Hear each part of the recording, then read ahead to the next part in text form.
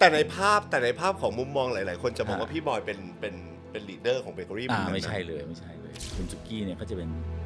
หัวสมองใช่ไหมครับคุณซุกี้เป็นหัวใจส่วนผมจะเป็นหัวเข่านะคอยเดินตามสองอย่างเนี่ยเบเกอรี่เหมือนช่วงเวลาที่ดาวมาโคจรเจอกันแล้วก็ต้องแยกย้ายออกไปเสียดายไหมครับพี่บอยถามอยากรู้ผมแค่คิดว่าก็แค่เปลี่ยนชื่อเองแล้วเดี๋ยวก็ทำสนุกกันเหมือนเดิมก็ได้ละปรากฏว่ามันถึงเวลาที่ต้องแยกย้ายจริงๆพอแยกย้ายจริงๆก็เหงาเหมือนกันนะเหงาแบบรู้สึกมันเศร้าเหมือนกัน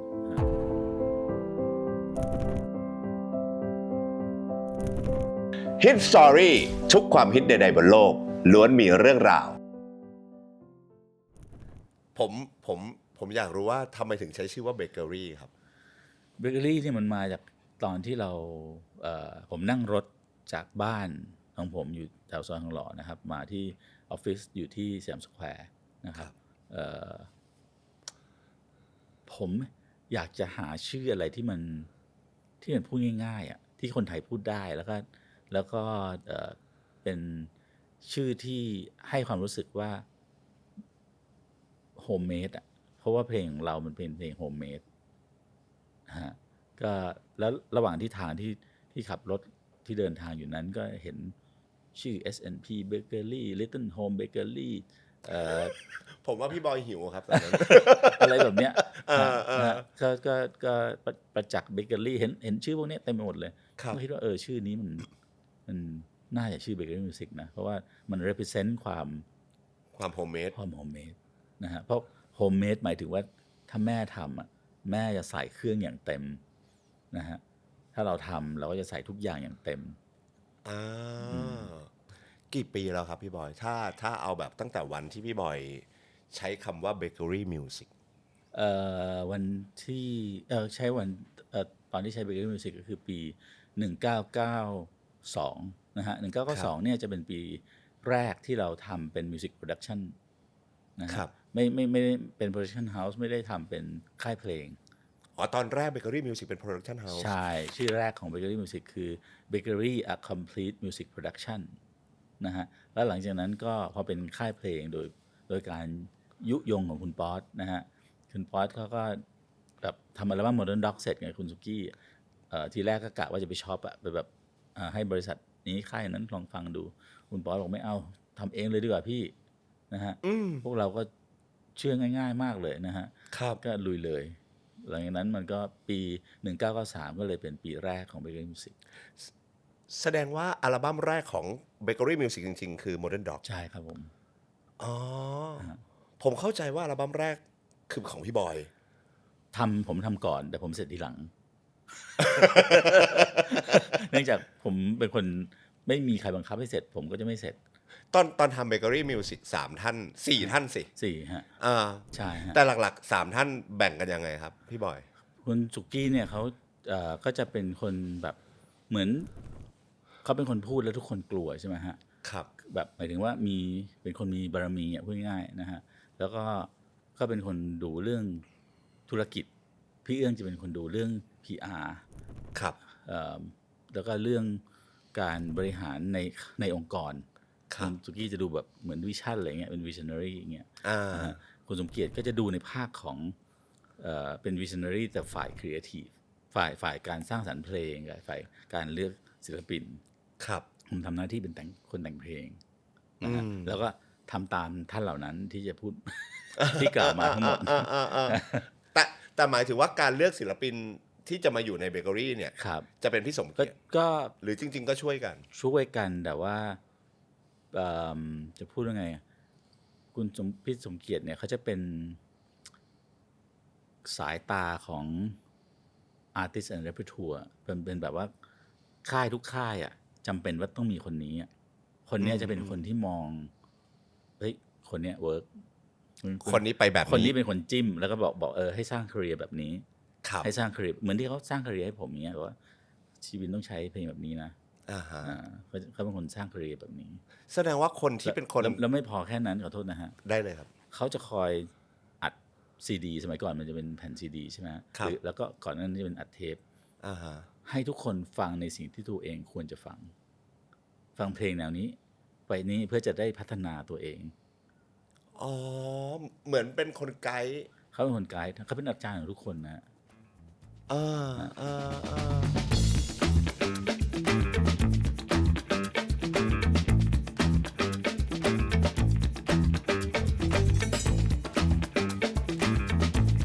แต่พี่บอยจะดูแลในพาร์ทของ แต่งเพลงเป็นหลักเราจะพูดกันผมจะคิดอย่างนี้ในใจอย่างนี้ดีกว่านะฮะ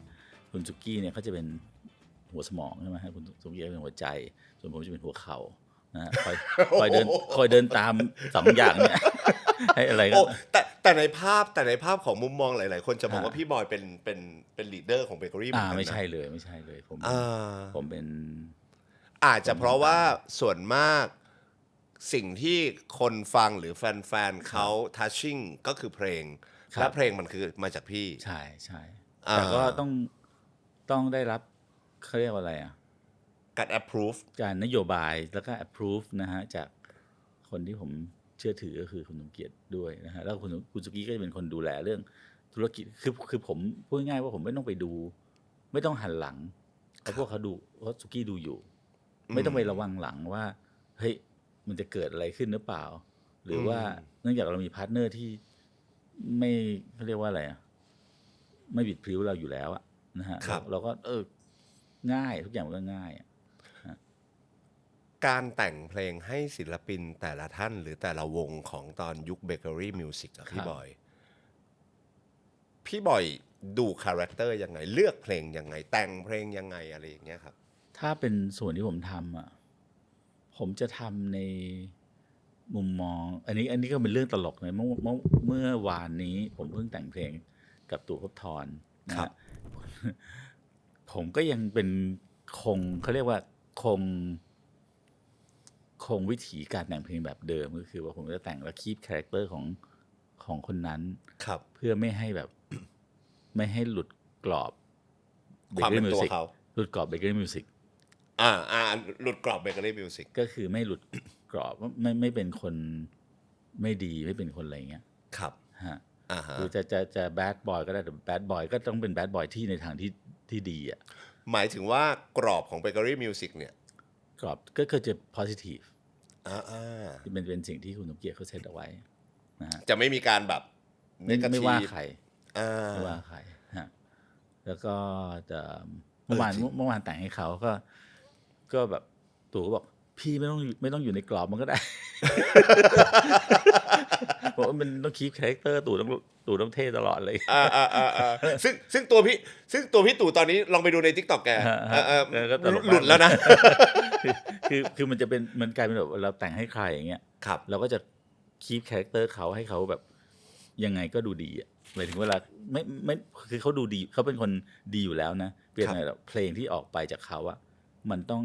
ส่งเสริมคาแรคเตอร์เขาด้วยอ่ะแต่ไหนแต่ไรครับผมแสดงว่านี่เป็นผมใช้ว่านี่เป็นอีกหนึ่งแก่นของเบเกอรี่มิวสิกในยุคนั้นก็ว่าได้ใช่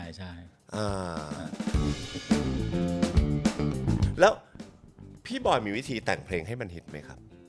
ไม่มีอันนี้ไม่รู้อันนี้คือคุณสมเกียรติคนเดียวที่รู้ฮะแต่พี่บอยอ่ะเพลงฮิตเยอะมากนะครับก็ของพระเจ้าฮะอย่างสมมติยุคนั้นเนี่ยเวลาที่มีศิลปินเข้ามาอยู่ในเบเกอรี่มิวสิกพี่บอยมีส่วนในการเลือกด้วยไหมครับผมจะไม่ค่อยได้เลือกอย่างที่ผมบอกว่าเป็นหัวเข่านะฮะผมก็จะตามหัวสมองกับหัวใจนะฮะคือเดี๋ยวนะมีแบบไปเจอมาแล้วก็ให้พวกเขาคุยสมมติว่าผมได้มีโอกาสไปเจอวงโซ After Six ที่ผมแบบชอบมากเลยแบบตกกระจายตื่นเต้นมากแล้วก็รีบมาบอกสุกี้แล้วก็ให้เขาได้คุยกันอะไรอย่างเงี้ยมีแบบประเภทแบบเนี้ยคือแบบว่าไปเห็นแล้วชอบก็จะแนะนำไปใช่แต่ว่าเขาไปดีลกันเอาเองนะคือผมจะไม่ค่อยแบบหรือว่าเจอ B5 เจออะไรเงี้ยเจอเบนเจออะไรเงี้ยนะฮะก็ไปคุยกันกับสุกี้หน่อยไม่ใช่หน้าที่ผมนะหน้าที่ผมคือแต่งเพลงแต่ผมเจอมาผมก็จะ พาไปแนะนำแล้วเอาไม่เอาเป็นเรื่องของเขา ถ้างั้นนะพี่บอยถามได้ไหมมีคนชอบพูดโดยเฉพาะคนฟังเพลงแนวเพลงแบบเนี้ยแนวเพลงเบเกอรี่แบบเนี้ยแนวเบเกอรี่สมมติแม้กระทั่งแบบอันนี้ต้องขอโทษพี่แตมนะสมมติพี่แตมแต่งเพลงทุกวันเนี้ยทุกคนก็จะบอกเพลงพี่แตมอะแนวเบเกอรี่แนวเบเกอรี่คือแนวไหนครับ ไม่รู้เลย เนี่ยผมเองยังไม่รู้เลยนะคือแบบว่าแม้กระทั่งคนที่เราทำงานด้วยบ่อยๆอะไรเงี้ยนะฮะเขาก็จะบอกว่าเนี่ยมันเบเกอรี่เลยพี่เราก็ไม่รู้มันยังไงอย่างตอนที่พี่บอยแต่งอัลบั้มของตัวเองอัลบั้มแรกก็ได้ Rhythm and Boy อะไรอย่างเงี้ยเหมือนที่พี่บอยเล่าให้ฟังว่าตอนนั้นเนี่ยบ้านเราโดยเฉพาะในวงการเพลงไทยอ่ะมันก็จะเน้นไปทางป๊อปร็อก ช่วงนั้นเป็นบอยแบนด์เยอะบอยแบนด์มี RS มีคีตาก็ว่ากันไป R&B ยังน้อยมากทำไมพี่บอยถึงอยากจะเอา R&B มานำเสนอ represent มันไม่ได้อยากจะเอามานะมันเป็นสิ่งที่ผมชอบอยู่แล้วเป็นสิ่งที่เราฟังอยู่แล้วแล้วเราก็เหมือนเรากินอาหารอย่างนี้อยู่อ่ะมันก็รู้ว่าต้องทำยังไงบริโต้เงี้ยเราทำยังไงให้คนกินอย่างเงี้ยมันก็รู้อ่ะแล้วก็บวกกับที่พี่บอยเล่าว่าก็ไม่ได้กลัวเพราะไม่รู้ว่ากลัวเป็นยังไง ไม่รู้มันต้องกลัว ไม่รู้ว่ามันต้องกลัวถ้ารู้ก็คงคิดมากกว่านี้ฮะก็แต่เป็นแนวที่พี่บอยถนัดชอบเป็นแนวที่ชอบแล้วก็อยากจะฟังแบบนี้คืออะไรที่เราทำแล้วเราอยากจะฟังอ่ะเราก็มาทำในนั้นให้หมด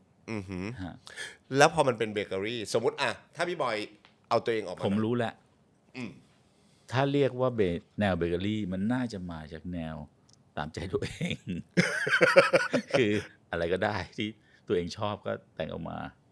ของใครของศิลปินคนไหนก็ตามอาจจะแปลว่าอย่างนั้นนะผมก็ไม่รู้เหมือนกันคือผมก็นึกไม่ออกว่าเพลงของแตมกับเพลงของเบเกอรี่มันเหมือนกันยังไงผมก็นึกไม่ออกในฐานะคนแต่งเพลงนะฮะผมนึกไม่ออก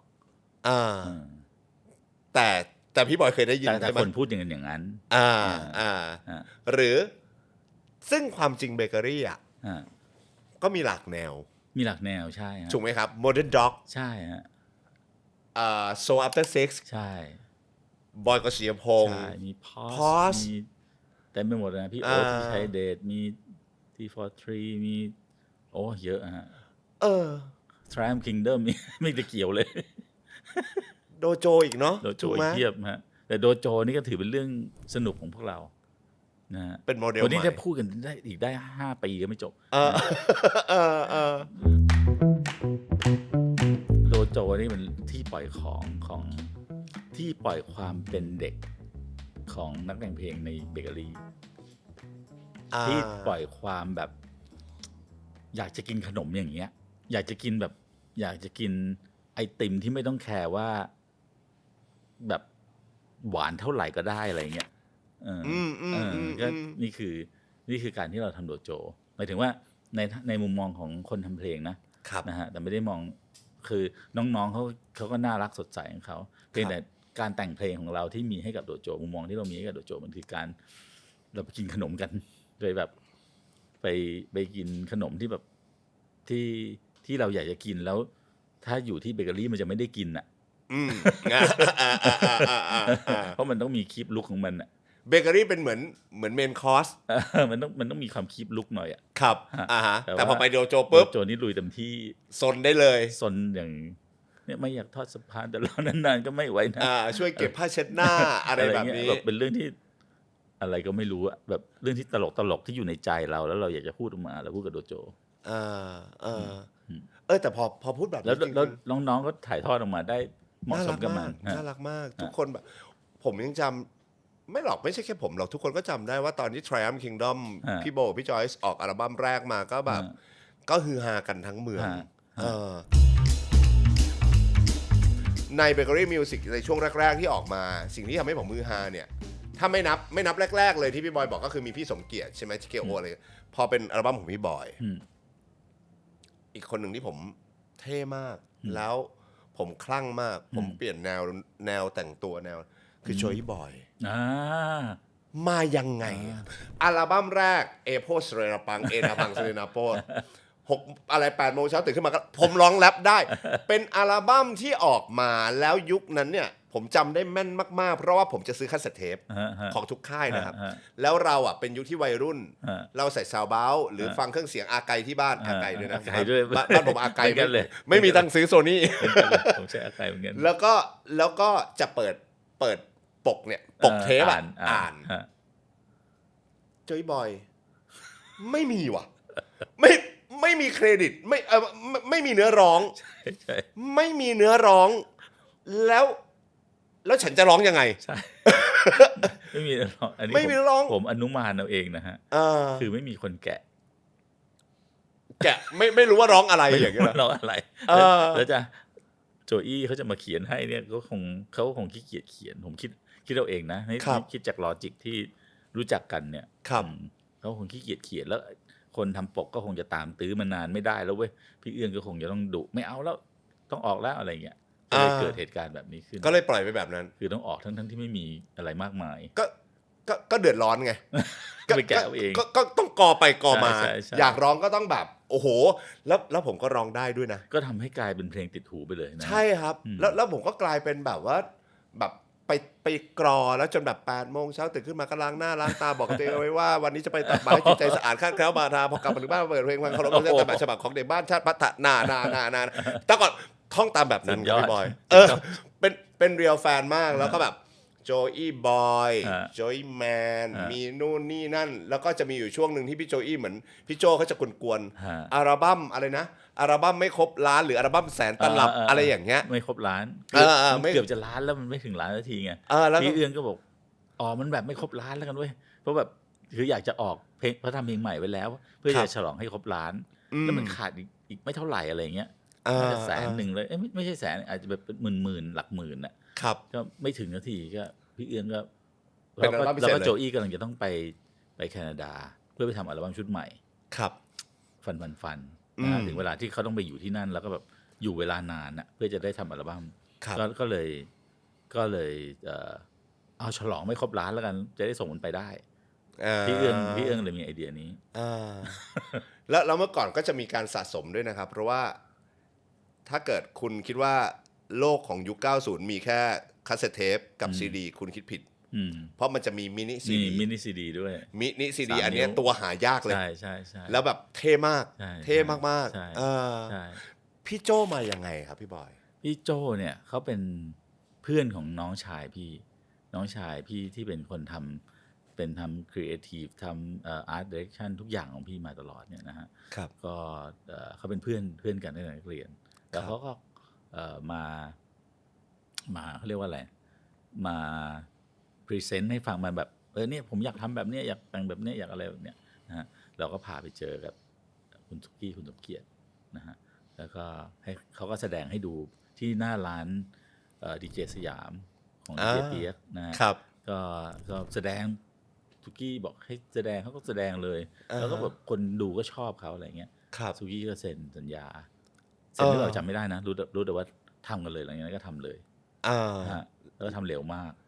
แล้วส่วนมากก็คือเพลงของพี่โจก็คือพี่โจก็จะทำเองก็จะทำกับคุณสมเกียรติ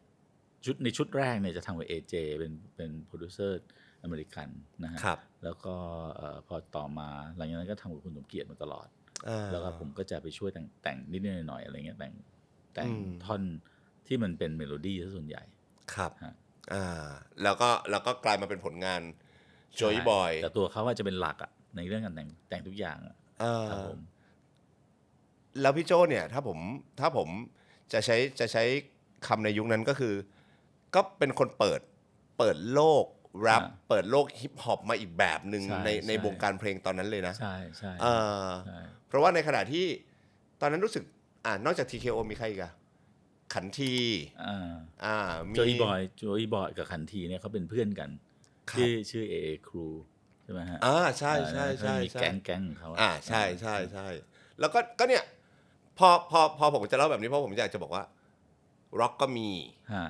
R&B ก็มีโซนนุ่มๆเพลง easy listening ฮิปฮอปก็มีแดนซ์ก็มี แล้วเพลงเบเกอรี่แนวเบเกอรี่คืออะไร คืออะไร ไม่รู้ ไม่รู้ เบเกอรี่มิวสิกรุ่งเรืองที่สุดน่าจะเป็นช่วงไหนพี่บอยครับฮิตสุด ฮิตสุดก็ช่วงแรกๆอะฮะช่วง93จนถึง97พอ97ปุ๊บเราเจอต้มยำกุ้ง ๆครับ นะฮะหลังจากนั้นก็ตัวแผ่วๆลงมาแล้วหลังจากนั้นเราก็มาเจอพวกแผ่นผีนี่ก็หนักไปละแต่ก็ไม่หนักมากนะฮะแล้วก็มาหนักจริงๆคือตอน MP3 ครับฮะก็ยังไม่หนักแบบถึงขนาดที่ว่าเราจะตายอ่ะฮะแต่มันไปหนักเพราะว่าเราดันไปขยายธุรกิจครับนะฮะคือเหมือนเราเอาเนยมาทาขนมปังใช่ไหมแล้วเราทำมันซะบางเลย spread ourselves too thin นะฮะมันก็เลยทำให้เราไม่ได้จดจ่ออยู่กับ core business ของเรามีทั้งรายการทีวีเรามีทั้งหนังสือแมกกาซีนเรามีทั้งระบบสมาชิกเรามีดิสติบิวเตอร์เราเป็นดิสติบิวเตอร์ด้วยเราเป็นมีอีกหลายอย่างอ่ะดังนั้นที่จริงๆแล้วเราถนัดคือทำเพลงเราอาจจะแบบครบวงจรเร็วไปหน่อยพี่สุกี้เคยได้เล่าให้เอฟังอยู่บ้างในช่วงนั้นอะไรอย่างเงี้ยแต่ว่าสิ่งที่เออยากรู้เพิ่มเติมคืออยากรู้ในมุมพี่บอยด้วยว่าแบบมุมผมอาจจะไม่ 100% ฮะเพราะว่าผมไม่ได้ยุ่งถึงเรื่องพวกนี้ผมยุ่งแต่เรื่องเพลงแล้วในมุมความรู้สึกล่ะครับกับเบเกอรี่มิวสิกในวันที่เด็กหนุ่ม3คนกับพี่เอื้องอะไรอย่างเงี้ยที่ไฟแรงมากก่อร่างสร้างค่ายกันมาสร้างความเขาเรียกอะไรสร้างปรากฏการณ์ให้กับเมืองไทยในวงการเพลงเปลี่ยนแปลงพฤติกรรมคนฟังมันฮิตรุ่งเรืองมากทุกคนรู้จักเบเกอรี่มิวสิกหมดแต่จากใจเลยนะฮะไม่เคยมีความคิดว่าเราสร้างปรากฏการณ์อันนี้อย่างน้อยก็ในมุมของผมไม่ได้คิดว่าเราจะสร้างปรากฏการณ์หรือเราจะนำความแปลกใหม่เข้ามาแต่สิ่งที่เรานำเข้ามาคือสิ่งที่เราชอบแค่นั้นเองนะฮะการที่จะต้องหยุดไปเราคิดว่าเราก็ทำใหม่แล้วกันก็คิดอย่างเงี้ยในเมื่อมันไม่มีตังค์เสียดายไหมครับพี่บอยถามอยากรู้ณวันนั้นนะครับสุกี้จะชอบพูดว่ามันมีเบเกอรี่มันเหมือนช่วงเวลาที่ดาวมาโคจรเจอกันครับแล้วก็ต้องแยกย้ายออกไปใช่ไหมฮะณตอนนั้นน่ะผมไม่ทันคิดว่ามันถึงเวลาแยกย้ายผมแค่คิดว่าก็แค่เปลี่ยนชื่อเองแล้วเดี๋ยวก็แล้วก็ทำสนุกกันเหมือนเดิมก็ได้ละผมคิดแค่นั้นนะปรากฏว่ามันถึงเวลาที่ต้องแยกย้ายจริงๆพอแยกย้ายจริงๆก็เหงาเหมือนกันนะเหงาแบบรู้สึกเป็นเศร้าเหมือนกันฮะก็เลยเกิดเพลงหวานขมของบอยป๊อตมาจากเรื่องเหล่านี้มาจากเรื่องนี้เรื่องที่ผมคิดถึงช่วงเวลาจะเป็นคิดถึงหุ้นส่วนคิดถึงนักร้องที่เราร่วมงานกันคิดถึงน้องๆที่ทำงานด้วยกันสตาฟต่างๆอะไรเงี้ยนะฮะที่เราเคยมีความผูกพันกันมากๆต่างคนต่างต้องแยกออกไปอะไรเงี้ยแล้วเพลงนี้ถูกแต่งขึ้นมาเพื่อความรู้สึกของเบเกอรี่มิวสิกเป็นความหวานขมที่แบบบรรยายออกมาด้วยเพลงครับผมเหมือนผมใช้คำว่าเหมือนกิจกรรมหมู่มันจบแล้ว กีฬาสีจบแล้วไอ้ผมก็คิดเพราะมันไม่มีวันจบมั้งเพราะว่าตอนนั้นมันเด็กอ่ะครับเป็นเด็กก็ไม่คิดว่ามันจะจบนึกว่ามันก็แค่เปลี่ยนชื่อนึกก็เหมือนนึกว่าแค่เปลี่ยนที่กลางเต็นท์อะไรเงี้ยซึ่งสิ่งที่พี่บอยพี่สุกี้แล้วก็พี่สมเกียรติทำไว้อ่ะผมเข้าใจที่พี่บอยบอกเมื่อสักครู่นะครับว่ามันก็แค่ทำสิ่งที่เราชอบไม่ได้รู้สึกว่ามันคือการเปลี่ยนวงการหรือการไม่รู้สึกว่าแบบคนได้รับจะต้องยกย่องอย่างนั้นนะรู้สึกว่าก็เราก็ทำที่เราชอบนั่นเองแต่สำหรับคนฟังเพลงและคนที่ติดตามวงการเพลงมาเรารู้สึกจริงๆครับพี่บอยอันนี้แบบผมขอบคุณมากด้วยความผมไม่รู้ว่าใครคิดยังไงแต่ผมคิดแบบนี้ขอบคุณมากๆเพราะว่าอย่างน้อยคือโห้ยเราไม่ได้บอกว่าเมนสตรีมในตอนนั้นไม่ดีเพราะเราก็ฟังมีศิลปินที่เราชอบเยอะแยะเต็มไปหมดแต่พอ เหมือนที่พี่บอยบอกเหมือนมันมีอาหารใหม่ๆมาแล้วเราแบบเฮ้ยมันมีแบบนี้ในโลกนี้ด้วยเหรอเมนูนี้มันอร่อยจังเลยแล้วเราก็แบบกินมันได้แบบอร่อยมากอะไรอย่างเงี้ยแล้วเราก็แค่รู้สึกว่ามันดีมากอ่ะแล้วพอวันหนึ่งที่เรารู้ข่าวว่าเบเกอรี่จะไม่มีแล้วอ่ะแล้วผมก็เห็นว่าลงหน้าหนึ่งไทยรัฐใช่ซึ่งผมตกใจมากนะผมพูดตรงเลยว่าตกใจมากว่าลงหน้าหนึ่งไทยรัฐบอกเฮ้ยตอนนั้นเพิ่งจะมาสะอึกว่าเฮ้ยมันเกิดอะไรขึ้นวะมันไม่น่าจะมีมันแบบมันอึกขึ้นมาว่ากำลังจะมีเรื่องเศร้าอ่ะผมก็เศร้าผมเชื่อว่าแฟนๆก็เศร้าเพราะตอนนั้นก็คิดว่าเดี๋ยวเราเปลี่ยนที่กางเต็นท์แล้วก็ไปลุยต่อแค่นี้คือตอนนั้นพี่บอยไม่ได้คิดอะไรเยอะไม่ได้ว่าไม่ได้คิดอะไรเลยไม่ได้คิดว่ามันจะต้องหายไปไม่คิดเปลี่ยนชื่อแต่สุดท้ายมันเกิดขึ้นจริงมันเกิดขึ้นจริงแล้วเราก็แบบโหยใจหายเหมือนกันใจหายฮะแล้วเราก็ทำมากับสุกี้ต่อนะฮะพักหนึ่งแล้วก็สุกี้ก็เหมือนหมดไฟอ่ะผมว่าสุกี้เพราะว่าสุกี้เขาแบกมาหนักนะแบกมาคนเดียวตลอดคือผมเรียกว่าไอ้เรื่องเขาทำธุรกิจอะไรเงี้ยคือการที่เราพูดว่ายูดูไปมันง่ายไงเพราะว่าผมไม่ต้องไปแบกแต่ว่าจริงๆแล้วมันก็เป็นการโยนภาระอย่างหนึ่งเหมือนกันครับฮะก็เข้าใจได้ว่าเขาก็จะหมดไฟเพราะว่าเขาเบิร์นเอาท์แล้วก็ไม่อยากทำแล้วอาจจะเป็นเพราะว่าสถานที่กางเต็นท์ใหม่มันไม่ได้มีดาวทุกดาวแล้วก็ได้อันนี้ผมไม่รู้นะยังไม่เคยถามเขาแต่สุดท้ายเบเกอรี่ก็ปิดฉากใช่ฮะ Love East เนี่ยในตอนที่พี่บอยก่อตั้งมันขึ้นนะครับมันคือเบเกอรี่ภาค2ป่ะผมมองแบบนั้นเลยผมไม่ได้คิดอะไรเลยฮะก็ที่พี่บอยบอกว่าก็คิดแค่ว่าเปลี่ยนชื่อแล้วทำใหม่ก็คืออันนี้แหละผมคิดว่าย้ายที่กางเต็นท์เท่านั้นเองไปแคมปิ้งกันใหม่ที่นี่แล้วก็ตั้งชื่อว่า Love East ขึ้นมาใช่ฮะกับพี่สุกี้ใช่ไหมครับใช่ฮะแล้วตอนนั้นสมเกียรติก็ผมจำไม่ได้ว่าอะไรที่ทำให้เขาไม่ได้ทำต่อหรือเขาอยากจะพักหรืออยากอะไรสักอย่างผมจำไม่ได้Love East พี่บอยกับพี่สุกี้เดินกันมาปีหรือ2 ปีแล้วหลังจากนั้นสุกี้ก็บอกว่าตอนนั้นเขาโทรมาหาผมที่อเมริกาผมก็ไปทำเพลงเขาก็ดูธุรกิจไปคือทุกอย่างก็เหมือนเดิมนะฮะค่ายเพลงเป็นสิ่งเดียวที่ทำมาตลอดเข้าใจไหมครับผมไม่จะให้ทำอะไรผมก็นึกอย่างเงี้ยก็บอกว่าก็ตอนนั้นเข้าใจว่าเดี๋ยวสุกี้คงไปพักแล้วเดี๋ยวเขาคงกลับมามั้งมันคงแบบเบื่อหรือมันเหนื่อยอะไรอย่างเงี้ยก็เดี๋ยวคงกลับมาก็แบบเหมือนประคองไปประคองไปแล้วก็นานเขาก็รู้แล้วไม่กลับมาแล้วตอนนั้นแหละคือตอนที่ผมต้องพยายามหาทางเอาตัวรอด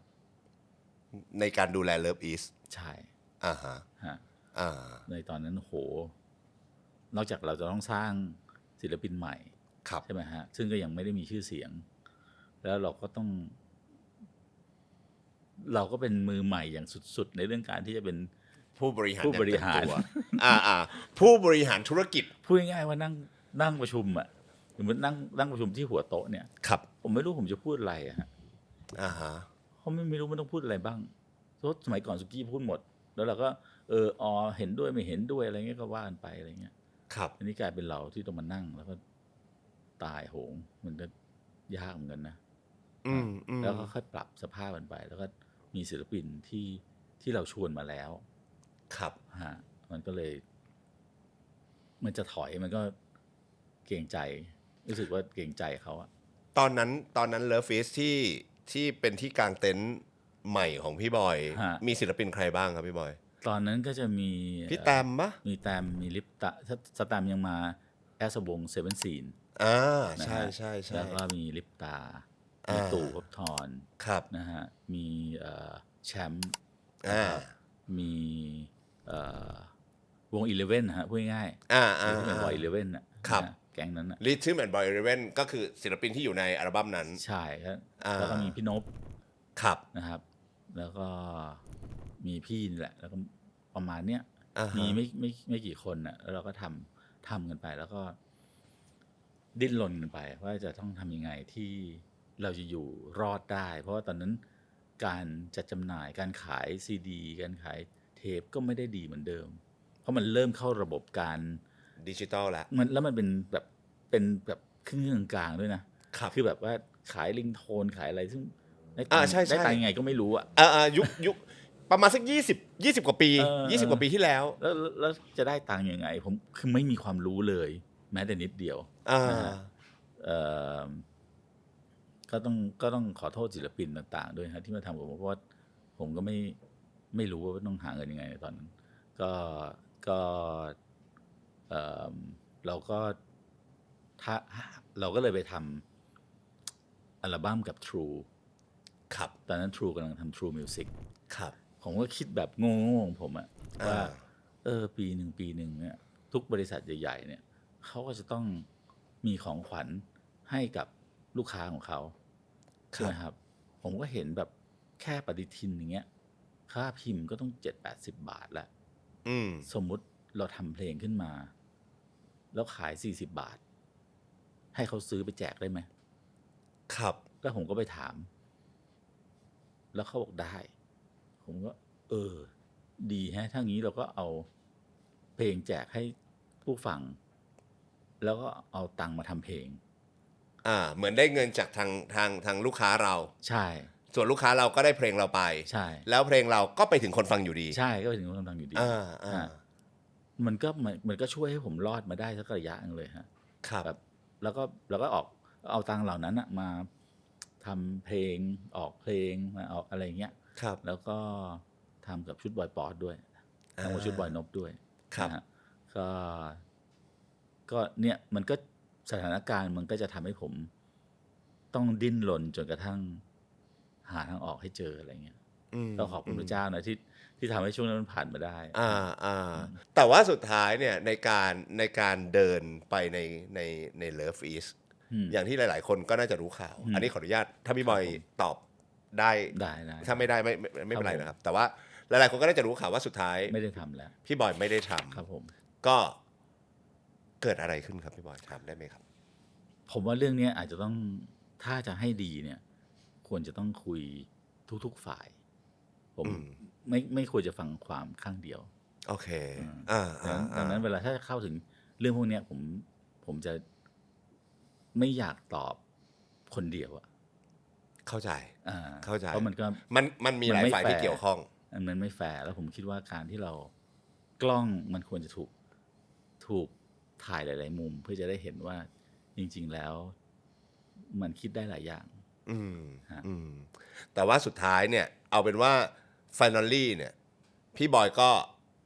ถอนตัวเองออกมาจาก Love Is ใช่แล้วตอนนี้ก็เลยกลายมาเป็นบอยโกศิยพงษ์ใช่ฮะก็คือไม่ได้ทำค่ายเพลงแล้วครับ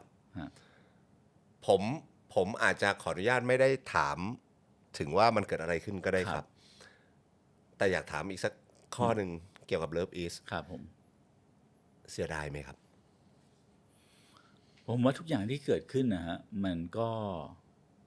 จะมีพระพรที่ซ่อนอยู่นะฮะผมเชื่อว่ามันก็จะมีสิ่งที่ดีที่ซ่อนอยู่ในทุกสิ่งที่เกิดขึ้นไม่ว่าจะดีหรือร้ายจะบอกว่าเสียดายไหมอีกคือ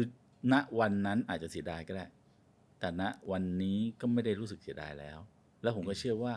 ณต่อไปข้างหน้าผมอาจจะเข้าใจก็ได้ว่าทำไมมันถึงต้องเป็นแบบนี้ดังนั้นผมก็คิดว่ามันจะมีคำหนึ่งที่บอกว่า somewhere down the road เนี่ยเราจะเข้าใจเรื่องขึ้นมากขึ้นเรื่อยๆในชีวิตว่าทำไมเหตุการณ์เหล่านั้นมันเกิดขึ้นกับชีวิตเรา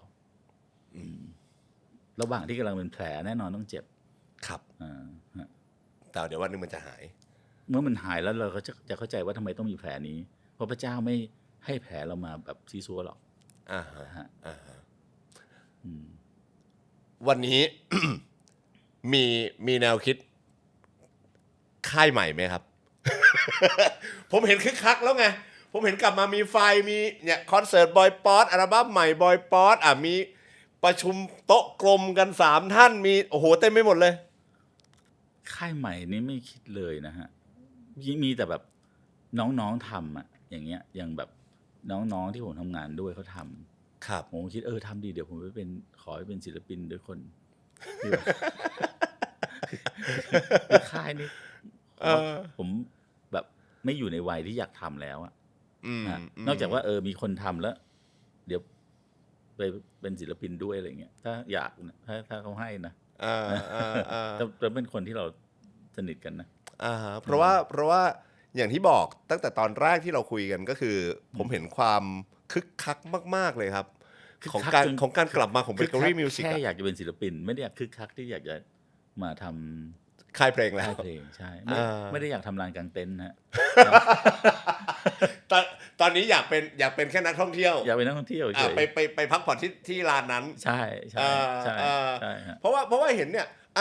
พอพูดมาเนี่ยพี่บอยก็ทั้งพี่บอยบีเดย์เดี๋ยวปลายปีบอยป๊อตกำลังจะเกิดกลางปีพี่โป้เองเนี่ยพอพูดถึงพี่โป้โอ้โหพี่โป้กลับมาสนุกมากทีจริงๆเนี่ย2 days ago kid แล้วเขาเต็มที่ด้วยนะโป้เนี่ยเขาใช่สนุกผมจำได้ว่าพี่โป้คือผมกับพี่โป้บ้านอยู่แถวนี้บ้านจะอยู่ผมจะเจอแกอร่อยด้วยปรุงใช่แล้วก็จะเจอกันอยู่แบบเนี้ยครับก๋วยเตี๋ยวปักแกะปลาจุกอะไรเจอกันอยู่บ่อยมากครับแล้วในช่วงที่ก่อนโควิดผมจำได้ว่าพี่โป้จะมีคอนเสิร์ตแล้วพอมันอยู่ๆมันก็มีโควิดพี่โป้ก็จะเลื่อนไปหลายรอบเลยแล้วก็เลื่อนแล้วก็เลื่อนสิ่งหนึ่งที่ผมเห็นคือพี่โป้ไม่ยอมพี่โป้ไม่ยอมจริงๆใช่คือพี่โป้คือเขาเหมือนคนที่จะต้องขุดให้ทะลุให้ได้ใช่ครับแล้วสุดท้ายคอนเสิร์ตนั้นมันก็เกิดขึ้นจนได้แต่พอมันเกิดขึ้นมันคุ้มค่ากับการที่แกรอและแกไม่ยอมจริงๆเพราะว่าโยคีเพลย์บอยกลับมาอย่างเท่และสง่างามมากใช่เขาก็เป็นตัวอย่างนะฮะให้กับพวกเรากลับมารู้สึกว่ามันไม่จำเป็นที่จะต้องร่วงโรยกันไปก็ได้ก็กลับมาสนุกเฉยๆสนุกมากเขาทำด้วยความสนุกใช่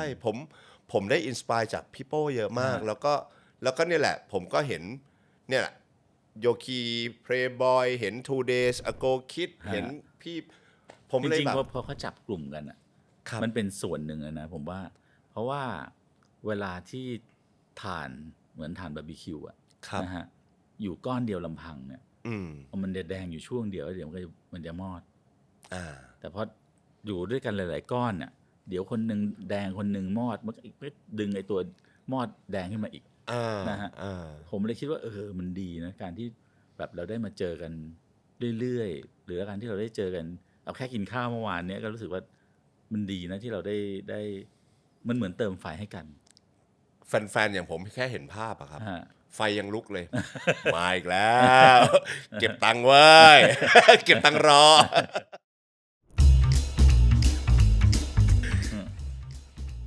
ความสนุกของพี่บอยถ้าเกิดมองย้อนกลับไปทั้งตอน30 กว่าปีก่อนจนมาถึงตอนนี้ที่กลับมาคึกคักอีกครั้งหนึ่ง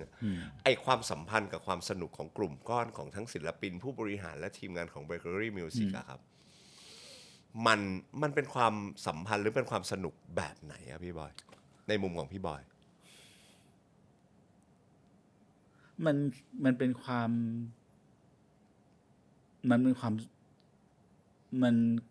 เรามีแบบหัวหน้าเผ่าของเราก็คือสุกี้ใช่ไหมฮะครับเป็นผู้นำแบบหลวมๆที่ทุกคนก็มาล้อเล่นได้แบบเมื่อวานนี้ผมถ่ายวิดีโอเขาครับว่าสุกี้ชื่อสุกี้เนี่ยมาจากคำว่าอะไรแล้วบอกมาจากสุนัขกับมังกี้ใช่ไหมลิงกับหมาคือแบบว่าคือมันมาจากความสัมพันธ์ที่หลวมไม่จำเป็นต้องแน่นเปรี้ยไม่ถึงว่าไม่จำเป็นต้องแบบโอ๊ยต้องเกรงใจต้องอะไรนักหนาอะไรเงี้ยมันเล่นกันสนุกอะไรเงี้ยงั้นเวลาที่เจอกันเราก็จะสนุกมากไม่ได้มีอะไรที่มันเคร่งเครียดหรือว่าโอ้ต้องแบบฟอ formal มากๆอะไรอย่างนี้ ฮะ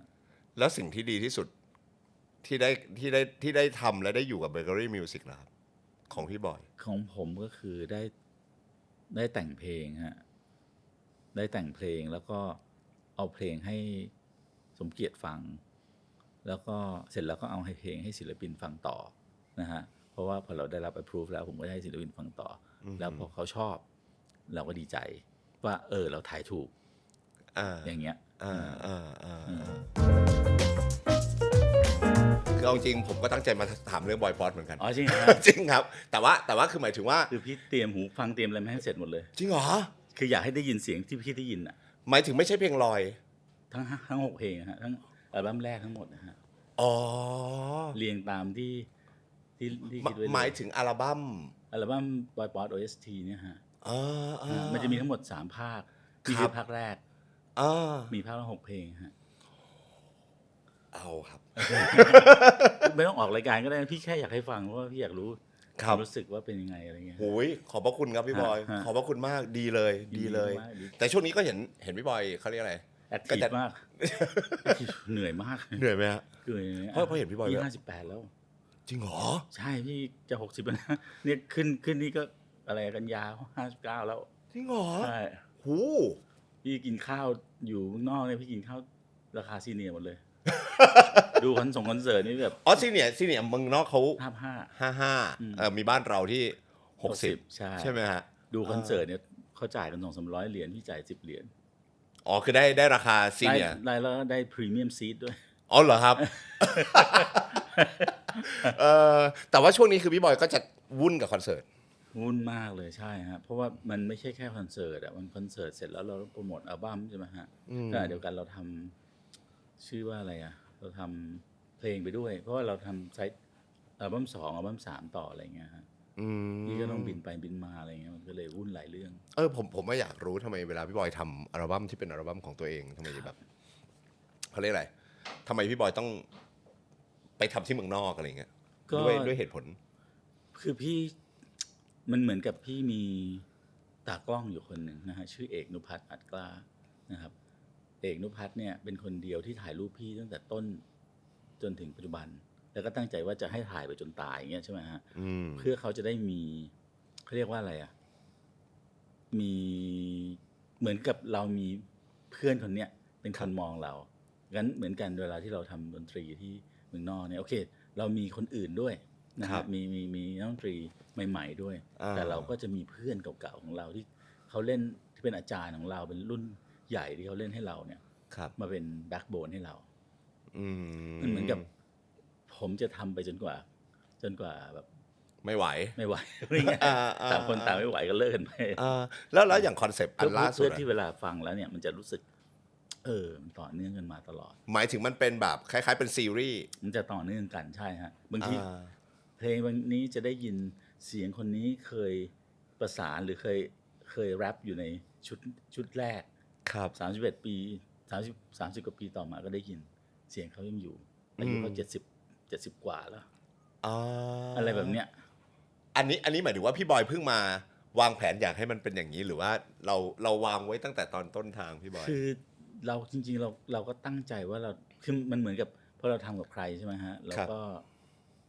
ก็สนุกไปกับคนนั้นน่ะนอกจากแล้วก็มันเหมือนแบบเป็นครอบครัวแล้วพอแต่ว่าโอเคบางเสียงที่อาจจะไม่ใช่ specialty ของเขาเราก็จะเลือกคนที่เขาควรจะมาเชิญที่เราควรจะเชิญมาอะไรเงี้ย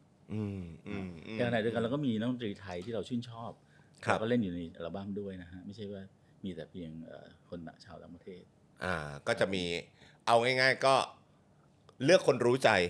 เลือกที่เขาจะเล่นแบบที่เราอยากได้ยินซึ่งที่ผ่านมาเนี่ยคือพอดีคนที่ผมเรียนที่อเมริกาเนี่ยมันก็จะมีเราก็รู้จักนักดนตรีเหล่านี้เยอะมันก็เลยทำให้เรารู้ว่าเราจะได้อะไรจากพวกเขาสมมุติว่าเราไปตลาดเนี่ยเราจะซื้อหมูจากร้านเนี้ยแต่หมูร้านเนี้ยเขาอาจจะรสชาติเข้มข้นกว่าหมูอีกร้านนึงงั้นเราก็จะซื้อหมูร้านนี้เป็นเจ้าประจำตลอดเลยอะไรอย่างเงี้ยครับผมใช้ของยี่ห้อเนี้ย เรารู้อยู่แล้วว่าของยี่ห้อนี้มันเป็นแบบนี้เราก็จะ ใช่ ติดใจก็จะไม่เปลี่ยนหรอก ไม่เปลี่ยน ก็จะใช้ของยี่ห้อแบบนี้ ใช่นอกจากว่าวันหนึ่งเราต้องการเบคอนซึ่งร้านนี้ไม่ได้ขาย ครับ เราก็จะไปหาเบคอนมาเพื่อจะมาสับรวมไปกับหมูของเรา หุยดีจังเลยอ่ะ ดีจังเลยอย่างอัลบั้มบอยป๊อตตัวล่าสุดที่พี่บอยกำลังจะทำอันนี้คือก็เป็นซีรีส์ต่อเนื่องเหมือนกัน คือบอยป๊อตอันเนี้ยมันจะเป็นเหมือนบอยป๊อตภาคศูนย์ที่แรกมันชื่อบอยป๊อตศูนย์นะฮะก็คือบอยป๊อตก่อนบอยป๊อต บอยป๊อตก่อนบอยป๊อต ฮะ ยังไงครับ คือพอเราเริ่มทำอัลบั้มชุดเนี้ยเราทำด้วย energy ที่เด็กมากอะฮะทั้งคู่นะทั้งผมทั้งป๊อตเนี่ยมี energy ที่เด็กกว่าหน้ามากเลย ก็คือเราก็เราพอเริ่มทำชุดนี้เนี่ยฮะมันเป็นการทำที่แบบอย่างในทำบอยป๊อตชุดแรกนะฮะมันคือการที่เราทั้งสองคนก็เติบโตมาระดับหนึ่งแล้วนะครับคุณป๊อตเขาก็อย่างเท่อะพูดง่ายๆ ฟอร์มสดอะตอนนั้นอะ ฟอร์มดีสุดๆอะ ครับ นะฮะแล้วเราก็ชวนเขามาทำบอยป๊อตซึ่งเป็นเพลงหวานๆเพลงเพราะเราก็จะมีชื่อเสียงของ Million Ways to Love มางั้นเราทำไงให้คุณป๊อตเขาไม่ตกขอบมาอยู่ฝั่งเราแล้วเราก็ไม่ตกขอบไปอยู่ฝั่งเขาต้องหาตรงกลาง อันนั้นก็ต้องหาตรงกลางให้ดีนะฮะเพราะมันเป็นยังเป็นช่วงที่เขาเรียกว่าเป็นช่วงที่เราสองคนก็มีตัวตนแบบของเราอะนะฮะแต่ไอชุดนี้มันเป็นชุดที่เราไม่มีตัวตนเลยทั้งคู่ เพราะว่าเรากลับไปทำแบบที่เราอยากแบบที่เด็กๆเราอยากจะทำเหมือนเป็นวันที่ยังไม่มีใครมาปักหมุดว่าเราเป็นแบบนั้นแบบนี้แบบโน้นใช่ฮะอันนี้ก็คือทำตามใจฉันนะฮะดังนั้นเพลงถ้าได้ฟังอย่างน้อยแค่6เพลงแรกจากไซต์ A เนี่ยก็จะพบเลยว่ามันอยู่ all over the map อะนะฮะอยู่ได้ทุกจังหวัดอะไรอย่างเงี้ยครับซึ่งหมายถึงว่าไม่มีจุดยืนชัดเจนอย่างเวลาพี่บอยทำอัลบั้มของตัวเองที่เป็นของพี่บอยจริงๆกับอัลบั้มที่เป็นบอยป๊อตอะครับวิธีดีไซน์วิธีครีเอทมันเหมือนต่างกันไหมครับต่างกันตรงที่ว่าทำบอยป๊อตเนี่ยเราต้องระวังให้คุณป๊อตเนี่ยเขาไม่ตกมาทางเราหรือเราไม่ตกไปทางเขาจนเกิดแบบอะไรอย่างเงี้ยนึกออกไหมฮะครับแต่ผมค่อนข้างระวังเขามากกว่าเพราะว่าเขาเท่มากนะฮะดังนั้นการที่เราจะให้เขาตกมาทางหวานจนเลี่ยนมันอาจจะทำให้เขาเสียความเท่ไปได้ดังนั้นมันต้องทำให้ขรึมแต่เอาจริงๆนะครับพี่บอยอันนี้ด้วยความเคารพวันนี้ผมว่าพี่ป๊อตอ่ะผมใช้คำว่าบียอนไปแล้วใช่คือพี่ป๊อตเนี่ยจะเป็นอะไรก็ได้เป็นอะไรก็ได้แล้วตอนนี้จริงๆคือแบบเป็นโดเรมอนยังได้เลยนะจริงๆคือผมจะเห็นพี่ป๊อตไปสมมติฝั่งโมเดิร์นด็อกก็เดือดมากพอดีผมเพิ่งมีโอกาสได้เชิญโมเดิร์นด็อกไปเล่นในงานสกูตเตอร์เฟสของผมก็เดือดแบบโหพอจังหวะบอลลูนบอยขึ้นมาบอลลูนบอยแล้วคือพอจังหวะไปเล่นไปร่วมโปรเจกต์กับพี่บันสวนโนชินเป็นย้อนยุคเป็นชาตรีอันนั้นคือแกไปได้หมดแล้วผมบอกคุณป๊อตงี้นะฮะป๊อตต้องทำป๊อตเฟสนะฮะป๊อตเฟสเนี่ยมันประกอบไปด้วยวงโมเดิร์นด็อกวงอะไรนะบอลลูนบอยวงชายมีวงบอยป๊อตแล้วป๊อตเดี่ยวๆอีกเพราะเขารับงานเดี่ยวๆอีกเท่านี้ก็เป็นเฟสที่ผมเชื่อว่าบัตรเต็มเร็วมากแล้วอ่ะพี่บอยใช่แล้วอย่างคอนเสิร์ตนี้ล่ะครับล่าสุดเนี่ยก็คือพี่บอยป๊อตอะไรนะบอยป๊อตเอาซองทูเกเตอร์ครับผมเอาซองทูเกเตอร์ก็คือเราอยากจะชวนให้ผู้ฟังทุกคนนะฮะที่เคยเติบโตมากับเพลงของพวกเรานะฮะตั้งแต่ยุคลมหายใจเลยนะฮะในอัลบั้มคุณสมเกียรติเลยนะฮะตั้งแต่ยุคนั้นเลยยุคทอรัสเลยเนี่ยนะฮะจนถึงมาเป็นเพลงรักคุณเข้าแล้วเพลงใครเพลงอะไรต่างๆนานาเนี่ยมาจนถึงอัลบั้มบอยป๊อตจนถึงวันนี้ที่ออกบอยป๊อต OST เนี่ยอยากให้มาเพราะทุกคนจะมีประสบการณ์ของเพลงเหล่านี้เป็นเขาเรียกว่าเพลงประกอบชีวิตที่อาจจะอกหักอาจจะแอบรักอาจจะต้องแยกจากเพื่อนอะไรเงี้ยนะฮะเพลงผมเชื่อว่ามันเพลงเหล่านี้มันต้องมีส่วนในชีวิตเขาไม่มากก็น้อยจากที่เคยได้ยินแฟนๆเขาพูดกันนะครับก็อยากให้ชวนเขากับเพื่อนๆหรือคนรักของเขามาร่วมกันตะโกนร้องเพลงเหล่านี้ด้วยกันอีกครั้งแสดงว่าจะเรียกว่าเพลงของพวกเราแรกๆเลยรวมทุกเพลงเลยฮะทั้งเพลงดังเพลงไม่ดังนี่เล่นหมดเพลงลึกๆที่ไม่เคยเล่นเราก็จะเล่น นาบีโน่นนี่นั่น ใช่ มาหมด เพลงข่าวของเธอเนี่ยเคยเล่นอยู่ครั้งเดียวตั้งแต่เกิดมาฮะ เป็นเพลงที่ผมชอบมาก จริงไหมฮะ จริง เนี่ยหลายคนบอกแบบเนี้ยแล้วเรา พี่ ก็ บอยผมใช้คำว่าเป็น real fan ข อั บ ล คุณ บั้ม ครับ ของพี่บอยแบบ โอ้ขอบคุณมาก แบบ ครับ คือตั้งแต่เด็กบ้านนอกต่างจังหวัดไปร้านยี่ปัวแล้วแบบ ฮะ อัลบั้มใครวะ ฮะ อะไรอย่างเงี้ยครับ ฮะ แล้วก็ตามหาแล้วก็ฟังซ้ำแล้วซ้ำอีกซ้ำแล้วซ้ำอีกจนแบบ มันไม่ได้แค่เปลี่ยนชีวิตอะผมว่าพอมาถึงวันนี้ที่ผมมีโอกาสได้ทำงานอยู่ในวงการเพลงอยู่บ้าง ผมรู้สึกว่ามันเป็นอัลบั้มเปลี่ยนวงการเลยอะ โอ้ขอบคุณ เปลี่ยน ครับ ยุคเหมือนกันนะครับ ป็กียติ เพราะว่าแบบ ฮะ วิธีการเพลงแนวดนตรี ครับ ผมว่าในตอนนั้นมันไม่มีใครทำอะไรแบบนี้ ครับ แล้วพี่บอยก็ทำออกมาซึ่งมันสุดยอดมาก สรรเสริญพระเจ้า ซึ่งทั้งหมดอัลบั้มนั้นเราก็จะได้ฟังในคอนเสิร์ตบอยปอดครั้งนี้ด้วย ใช่ครับผมหมายถึงว่าอัลบั้มนั้นที่เป็นผมกับคุณป๊อตร้องด้วยกัน อืม อะไรก็ตามที่เป็นบอยป๊อตเนี่ย อ๋อหมายถึงว่าคอนเสิร์ตครั้งเนี้ยทุกเพลงที่พี่บอยกับพี่ป๊อดเคยร่วมงานกัน ใช่ครับผม ในทุกอัลบั้มทุกโปรเจ ใน กต์ ทุกโปรเจกต์นะ เราจะได้ยินในคอนเสิร์ต เราจะได้ยินเพลงไม่ดังแค่ไหนคุณก็จะได้ยิน นะฮะเพราะนอกจากนั้นเราก็มีโอเคเรามีเพลงดังด้วยนะฮะ ครับ แล้วเราก็จะมีแขกรับเชิญของเราด้วยนะครับ บอกได้ไหมครับ แขกรับเชิญ อันนี้เป็นช่วงผมเชื่อว่าเป็นช่วงโปรโมทเต็มที่นะครับ แต่ว่าอยากให้ฟังเพราะว่าเดี๋ยวจะจองบัตรกันไม่ทันเออ แขกรับเชิญก็มีที่เป็นแบบก็เรียกว่า เนื่องจากว่าเราจะไม่ได้เชิญเยอะเพราะว่าปอยเขาบอกว่าเฮ้ยปีนี้เนี่ยคอนเสิร์ตเนี้ยพี่นานๆทำทีขอร้องแบบเต็มๆเลยนะฮะเราก็จะเชิญคุณนพแน่นอนอยู่แล้วนะฮะซึ่งเป็นเพื่อนรักคุณป๊อตนะฮะ ครับ แล้วก็คุณรัตเกล้านะฮะ ครับ ที่เป็น พี่ตงเน่ง เป็นเสียงผู้หญิงผู้หญิงหลักนะฮะซึ่งในเบเกอรี่มิวสิกนี่มีอยู่ไม่กี่คน ครับ นะฮะแล้วก็มีคุณ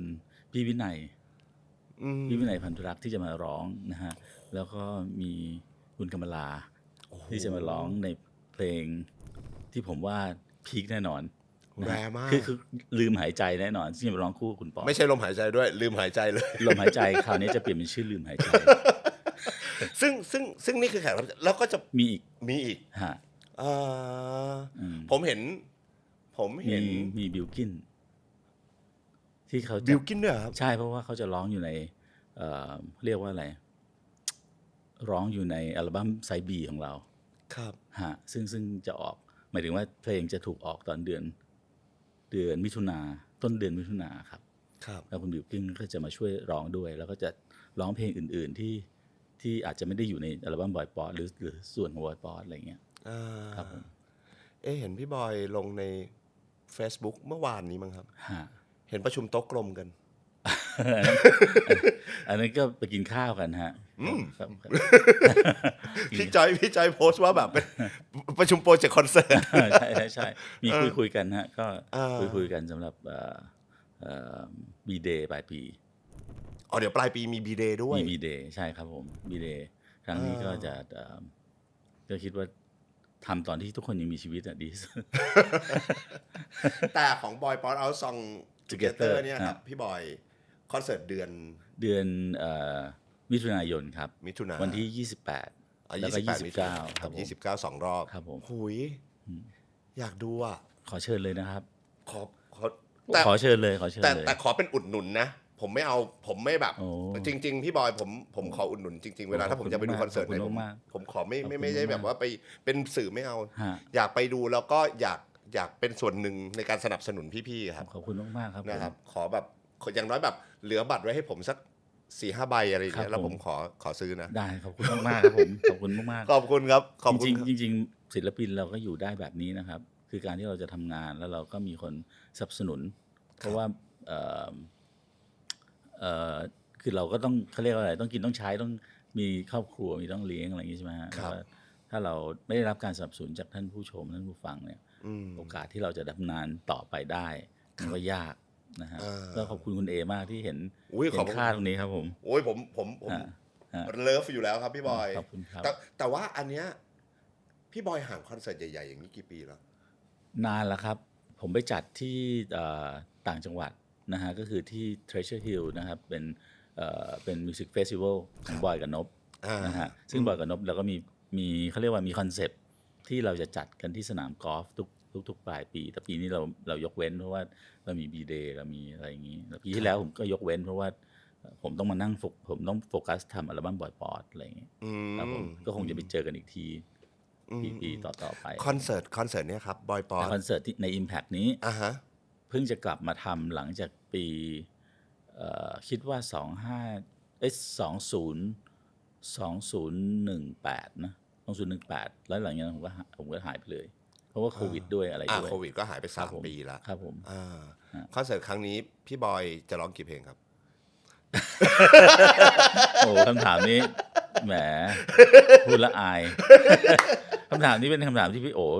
อทีชัยเดชนะครับครับผมจัดคอนเสิร์ตร่วมกันกับพี่โอThe Other Side of the Door นะครับโดยพี่โอร้องเพลงผมทั้งหมดนะครับเล่นไปสักพักหนึ่งนะฮะพี่โอก็บอกว่าบอยจะร้องสักเพลงไหมแบบเขารู้สึกว่าผมกินแรงเขามากแต่ผมหน้าที่แต่งเพลงไงก็ผมอาจจะร้องบ้าผมคงจะร้องเพลงที่ผมร้องได้เพลงที่มันง่ายๆอะไรเงี้ยก็ร้องแน่ๆอยู่แล้วครับเดี๋ยวไปนับกันเองว่าจะร้องกี่เพลงใช่ไหมครับแต่ว่าถ้าเกิดเอาช่วงนี้นะผมเชื่อว่าคนดูน่าจะรู้สึกเหมือนผมเหมือนช่วงเนี้ยเบเกอรี่เหมือนกลับมาคึกคักนะพี่บอยใช่ผมก็รู้สึกอย่างนั้นเหมือนกันนะเหมือนจะใช้คำว่าอะไรดีครับเบเกอรี่รีบอร์นเหรอฮะหรือว่ารียูเนียนเหรอฮะหรือว่าไม่รู้พี่บอยมันจังหวะพอดีเหมือนกันฮะเพราะว่าแบบต่างคนต่างเหมือนค่อนข้างเซตเทิลดาวน์นะฮะแล้วก็แบบมีครอบครัวลูกก็เริ่มโตแล้วจากนั้นก็เจอกันมากขึ้นเริ่มคุยเรื่องแต่งเพลงเริ่มแต่งเพลงแบบเริ่มกลับมาแต่งเพลงแล้วส่งให้กันไปกันมาฟังนะฮะแล้วก็เริ่มมีไฟแล้วก็เริ่มที่จะไม่ได้บอกว่าเราจะทำค่ายกันอีกครั้งนะฮะแต่ผมรู้สึกว่าการที่เราได้แต่งเพลงกันที่เราได้ทำเพลงด้วยกันเนี่ยเมื่อแต่ก่อนเนี่ยมันปลุกความรู้สึกอะไรบางอย่างนะครับซึ่งก็คุยกันหลายเรื่องเลยฮะทั้งที่แบบเราอยากจะเอาเพลงของเราที่เราอัปเดตช่วงชีวิตนะฮะปัจจุบันเนี่ยมาให้คนได้ฟังก็ไม่ได้คาดหวังว่ามันจะต้องโด่งดังอะไรแต่ว่าเราก็อยากจะให้แฟนๆเราได้รู้ว่าณเฟสนี้ของชีวิตเราเพลงเราเป็นแบบนี้นะเขาว่ากันว่าพอคนเราจะมีช่วงหนึ่งที่เป็นช่วงเราคึกคักกับการได้ทำตามฝันบางอย่างและจะมีช่วงหนึ่งที่เราหมกมุ่นหลังจากนั้นเราจะเริ่มเหน็ดเหนื่อยกับมันครับผมแล้วพอสักพักเราจะเริ่มอยู่ตัวและปล่อยวางและกลับมาเริ่มสนุกกับมันอีกใช่ผมว่าพวกเราอยู่ในช่วงนั้นแหละแม้กระทั่งเมื่อวานนี้ที่กินข้าวกับสาวๆโดโจเนี่ยนะครับเดี๋ยวพวกเขายังมีเพลงใหม่เลยเห็นมามีใช่ไหมครับคือแบบแต่ละคนมันเหมือนแบบพอเจอกันแล้วมันทนไม่ได้เอาซะหน่อยดีกว่ามันสนุกไม่ได้ทำมาเพื่ออย่างที่บอกไม่ได้ทำมาเพื่อแบบโหฉันจะต้องกลับมาโด่งดังแต่แบบเหมือนได้มาทำงานด้วยกันเหมือนเป็นการนอสตาเจียด้วยใช่เป็นการแก้ผมใช่ไหมล่ะแก้คิดถึงครับผมเพราะว่าเมื่อวานเห็นพี่โบมั้งพี่โบนั่นแหละโบไม่มาเมื่อวานนี้ไม่มาแต่เหมือนแบบอารมณ์แชร์รูปหรือไม่ใช่เพจของ Triumph Kingdom ก็แชร์รูปกรุ๊ปโดโจใช่แล้วก็เดี๋ยวก็จะมีเร็วๆนี้พี่บอยก็บอกว่าจะมี B-Day ปลายปีใช่ไหมครับแล้วก็นี่ก็จะเป็นบอยป๊อดใช่มีกรุ๊ปไรเดอร์คอนเสิร์ตมีพี่กรุ๊ปไรเดอร์ออริจินอลก็จะกลับมาทำคอนเสิร์ตที่เพิ่งประกาศไปเมื่อเร็วๆนี้แล้วก็อะไรอีกที่ผ่านมาพี่สุกี้ที่ผมมีโอกาสได้มาคุยที่นี่ก็เพิ่งมีเบเกอรี่ร็อกเนี่ยเบเกอรี่กลับมาแบบบึ๊บปั๊บเป็นแผนไหมครับพี่บอยไม่เป็นแผนเลยเป็นอะไรก็ไม่รู้คือแบบคนฟังคิดถึงเราก็คิดถึงคนฟังนะฮะแล้วเราก็รู้สึกคิดถึงกันเองที่อยากจะได้มาสนุกด้วยกันนะบางทีการที่เราทำงานตรงนี้มานานจนกระทั่งลืมไปว่าความสนุกดั้งเดิมที่เราเคยมีก็คือการที่ได้ทำเพลงด้วยกันการที่เราได้พูดง่ายว่าขโมงโฉงเฉงอย่างเมื่อวานเนี้ยที่เราไปกินข้าวกันเนี่ยนะฮะมันเหมือน ภาพของผมเนี่ยมันเหมือนโฆษณาของหนังของรายการ The Muppet Show นะฮะที่แบบตัวละครทุกตัวเข้ามาในห้อง แล้วก็พูดกันเองไม่มีใครฟังใครนะเมื่อวานมันเป็นแบบนั้นเป๊ะเลยแล้วทุกคนอยากพรั่งพรูเรื่องตัวเองใช่มันถึงว่าคุยกันไปคุยว่าแบบไม่มีใครฟังเป็นเรื่องเป็นราวอ่ะคือถ้าถ่ายวิดีโอไว้มันจะตลกมากอ่ะนะฮะเพราะว่าเสียงมันเจียวจ้าวมากซึ่งนั่นเป็นความรู้สึกที่ดีที่ว่าเฮ้ยไอ้ความรู้สึกเก่าๆนี่มันกำลังกลับมาในแง่ของใจของเรานะไม่ได้กลับมาอาจจะท่านผู้ฟังก็อาจจะเป็นแฟนเก่าเราที่อาจจะคิดถึงเราอะไรเงี้ยแต่ว่าในแง่ของพวกเรากันเองมันกำลังกลับมาตอนนั้นผมจำได้ผมไปงานอัลบั้มพี่น้อยที่บ้านพี่น้อยแล้วก็ได้ไปฟังก่อนใครอะไรอย่างเงี้ยเป็นมูดที่ดีมากครับใช่ใช่บางทีคนทำเพลงอะครับเขาอยากจะเล่านะเล่ามากกว่าเพลงผมก็จะมีเรื่องเล่ากับแต่ละเพลงเยอะมากซึ่งก็จะมีงานเรียกว่างาน press conference ของBoy Pod Concert เนี่ยนะฮะแล้วหลังจากนั้นผมก็ขอเขามีเซสชั่นต่อว่าใครอยากอยู่ต่อเนี่ยผมจะเปิดให้ฟังทุกเพลงแล้วก็เล่าที่มาที่ไปอะไรเงี้ยเพราะว่าแต่ละเพลงมันมีที่มาชุดนี้ชื่อว่า OST Original Soundtrack นะฮะก็มันเป็นเพลงที่ถูกเขียนออกมาจาก soundtrack ของหลายๆหนังภาพยนตร์หลายๆเรื่องนะฮะแล้วก็อาจจะมาจากชีวิตจริงของลูกบ้างของอะไรบ้างคนใกล้ตัวอะไรเงี้ยนะฮะเพื่อที่จะได้แต่เขียนออกมาเป็นในลักษณะเป็นหนังเขียนแล้วจะเห็นบรรยากาศงั้นตอนที่ผมทำเพลงเนี้ยก่อนที่ให้นักร้องหรือนักดนตรีเล่นเนี่ยผมจะตัดหนังขึ้นมาก่อนหนังอยากให้เห็นเซตติ้งของมันอยากให้เห็นสิ่งที่เราที่เราเห็นแบบฝันไว้ในหัวนะฮะเพื่อให้ทุกคนฝันแบบเดียวกันอะไรเงี้ยผมก็จะเอาหนังเหล่านั้นมาฉายด้วยดีจังเลยอ่ะแสดงว่า ในวันเพรสคอนเฟอเรนซ์เนี่ยทุกคนน่าจะได้รู้แบ็คกราวด์ก่อนจะได้ฟังเพลงด้วยเพรสคอนเนี่ยจะได้ดูเรื่องคอนเสิร์ตนะฮะเราจะมีเล่นสดให้ดูนะฮะแล้วก็จะมีเล่าเรื่องคอนเสิร์ตแต่ว่าเซสชั่นต่อจากนั้นน่ะคือไม่ได้เกี่ยวกับคอนเสิร์ตเพราะเกี่ยวกับเพลงใหม่เป็นเหมือนแอบเข้าไปขอแถมอะไรเงี้ยครับซึ่งถ้าเกิดไม่ผมว่ามันคือถ้าเกิดใครที่ชอบฟังเพลงอยู่แล้วหรือชอบเพลงพี่บอยแบบอยู่แล้วอ่ะมันก็น่าจะทำให้ฟังเพลงได้เพราะขึ้นผมคิดว่านะครับเพราะว่าหลายคนที่ก่อนผมจะเปิดเพลงให้เขาฟังผมจะเล่าก่อนว่าที่มามันคืออะไรแล้วพอเขาเข้าใจว่าที่มาเพราะบางเพลงมันเขียนมาจากมุมมองแค่เล็กนิดเดียวอย่างเช่นผมมีเพลงนึงที่ชื่อว่า Castaway นะครับใน Castaway เนี่ยซะเคยดูหนังเรื่อง Castaway มาก็จะมีตัวละครหลักๆก็คือทอมแฮงค์กับเฮเลนฮันต์นะฮะที่สามีภรรยาแล้วก็ทอมแฮงค์ติดเกาะ5 ปีภรรยากับเพื่อนสนิทของทอมแฮงค์พยายามช่วยกันตามหาแต่สุดท้ายก็พบเขาคิดว่าคงไม่อยู่ไม่รอดแล้วนะฮะแล้วก็ระหว่าง5 ปีนั้นเขาก็ develop ความสัมพันธ์นะฮะจากคนที่ช่วยกันก็เห็นอกเห็นใจกันจนกระทั่งแต่งงานกันแล้วก็มีลูกนะทอมแฮงค์กลับมาในปีที่5นะฮะแล้วฉากที่เปิดประตูกดกิ่งหน้าประตูแล้วฝนตกอยู่แล้วเฮเลนฮันต์ออกมาแล้วเห็นทอมแฮงค์ผมแต่งมาจากแค่โมเมนต์นั้นนะซีนนั้นซีนเดียวดังนั้นถ้าผมไม่เล่าก่อนเนี่ยคนก็อาจจะมันที่มามันคืออะไรผมจำได้เพราะเป็นฉากที่ผมแบบร้องไห้อ่ะมันเต็มไปด้วยหลากความรู้สึกจริงๆนะใช่คือฉัน move on ไปแล้วแต่เธอกลับมาฉันอยากจะถอยกลับมาก็ไม่ได้แล้วเพราะฉันมีลูกแล้วฉันแต่งงานแล้วเขาไม่ได้ทำอะไรผิดอะไรเงี้ยครับจากซีนนั้นกลายมาเป็น1 เพลงใช่หรือว่าบางอันก็มาจากหนังเรื่องดอกไม้กับนายกระจอกบางอันมาจากเรื่อง Forrest Gump มาจากเรื่องอะไรซูเปอร์แมนอะไรเงี้ยแสดงว่าในอัลบั้มนี้ก็คือ OST นี่ก็คือจะเป็นหยิบเอาโมเมนต์หรือซีนที่พี่บอยชอบจากหนังเรื่องที่ชอบใช่หรือมาจากเรื่องของชีวิตของลูกครับอะไรเงี้ยแล้วเอามาเป็นเพลงใช่ฮะโดยที่จะเอาฉากทัศน์ของหนังมาเป็นตัวที่จะทำให้ผู้ร่วมงานทุกคนเนี่ย เห็นสีเดียวกันเห็นแสงเดียวกันเห็นการเคลื่อนไหวแบบเดียวกัน จะได้สื่อสารออกมาแบบละเอียดในทิศทางเดียวกันเวลาพี่บอยแต่งเพลงขึ้นมา1เพลงอะพี่บอยหมายถึงว่านอกจากสิ่งที่เรารู้สึกกับมันแล้วอะไรอย่างเงี้ยพี่บอยผมเชื่อว่าแต่งขึ้นมาด้วย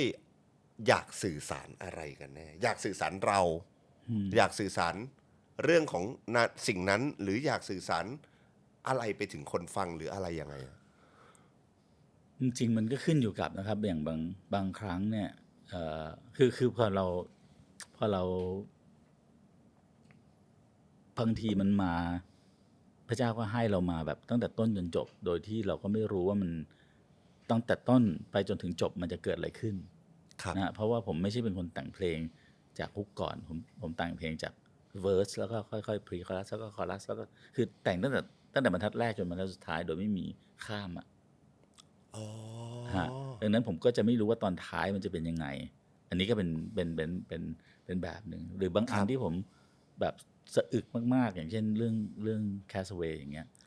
ผมก็เริ่มจากความรู้สึกนั้นโดยบรรทัดแรกก่อนโดยที่ผมก็ไม่รู้ว่าบรรทัดสุดท้ายมันจะเกิดอะไรขึ้นเหมือนกันอะไรเงี้ยค่อยๆเล่าให้เพลงมันพาไปให้ดนตรีมันพาไปซึ่งนั่นหมายถึงว่าพี่บอยก็จะสนุกไปกับมันสนุกครับลุ้นไปกับมันด้วยเพราะผมก็ไม่รู้ว่ามันจะเกิดอะไรขึ้นตอนท้ายเรารู้ว่ามันประมาณนี้แหละแต่เราไม่รู้หรอกว่ามันจะจบด้วย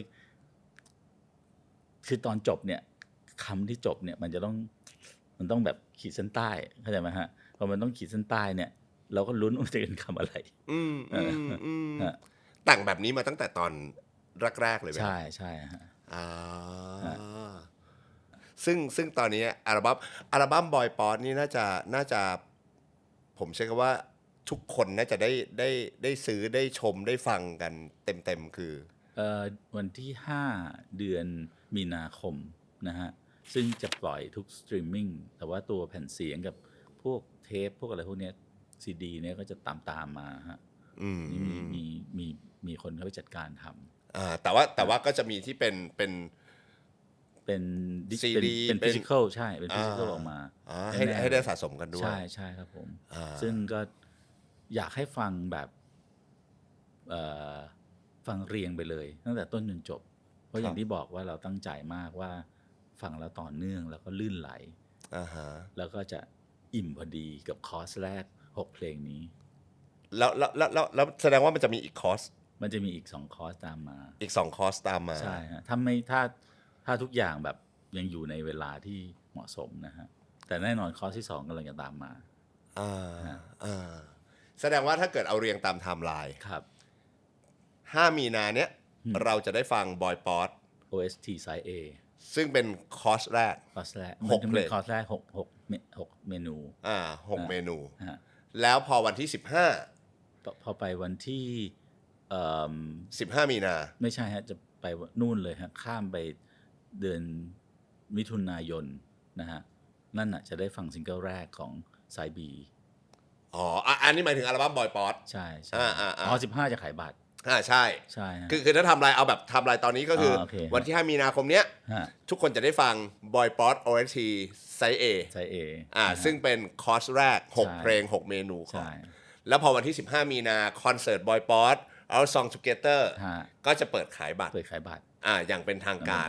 ซึ่งอันนี้คือวัน Public แต่ Member แล้วแบบ Member รุ่นสถาปนาก็จะได้ซื้อก่อนในวันที่1วันที่2ครับนะฮะซึ่งก็แนะนำไว้นะฮะ